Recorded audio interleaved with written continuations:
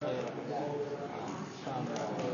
my standpoint, I've been ready, and that's all I can really do. Is be ready because Terrell's my starter, and I know my role, I understand it, and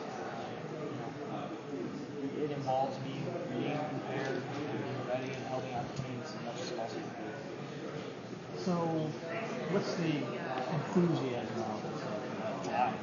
It's high. I mean, it's the way I look at it is I have 5. It's going to be 6 games left in my college career, and I'm having a blast at practice, enjoying every moment of it. As far as anything, film room, hanging out with the guys, everything. So my enthusiasm and my attitude level is super high right now. Is it how wrong am I, if I'm wrong, that we may have the start of, dare I say, a quarterback conference, in the idea that Terrell has not been a whiz-bang quarterback over the last few games? Is there anything happening there that might be, are we in the stages of some kind of issue with I have no standpoint on that. I leave it all to the coaches. Terrell, I think he has a winning record as a starter. So I think whatever he's done as far as going in and commanding the offense the way he could, he's done a great job. I've learned a lot of things from him, as well as I'm sure he's learned some stuff from me. As far as the controversy, I don't think there's a controversy because whoever's in there is gonna do the same thing. What we need to do is run the offense the way it needs to be run. Run it the way that Coach Schaefer and Coach McDonald and Coach Lester wants it to be run. You've got the happy part, not the happy, but the mature public. Are you like this? All the time. So I'm a happy guy. You don't go back and kick the cat or back over the lampshade or whatever. Never.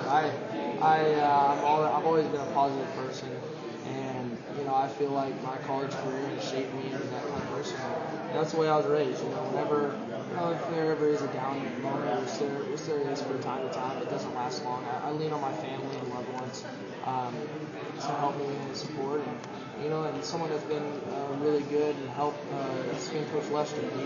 He's kept me level-headed and kept me motivated and staying the course.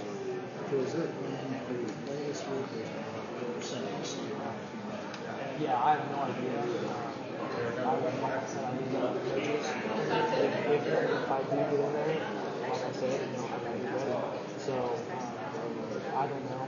So if you want to ask Coach, maybe he can give me an answer because I have no idea. I want to be as prepared as possible. You mentioned that the last time you had an opportunity, it's kind of fell down and still behind. Oh, yeah. You know you're going to throw the football. So is that just a challenge or embrace it? No, I took it as a positive thing. I knew we were down 35-0, and the end result was even worse. And I could have done a lot of things better. And it was another learning experience. And I know that we're 7 games in and we shouldn't be having, but every play, every game is a learning experience. So that's what I took it as. In your view, just seeing it on both sides, the offense in general is struggling. Passing is struggling. What sort of things can you do along with the leading offense to get it going again? At the basics, what sort of things have you been doing with the receivers? The bye week was really good because we got 3 or 4 days of really good quality work as far as working on route running and throwing the receivers, hitting them in the right spot, and getting a lot of reps there. Without tiring them down. So they got fresh legs, they're ready to go, and just getting confidence in each other. The offense having confidence in the defense, and the defense having confidence in the offense, and then within each group having confidence from player to player. That really helps in the bye week. Is there a temptation to simplify it, say, these are the 10 things we did best? I think that's what we did halfway through all the way back in the Northwestern game.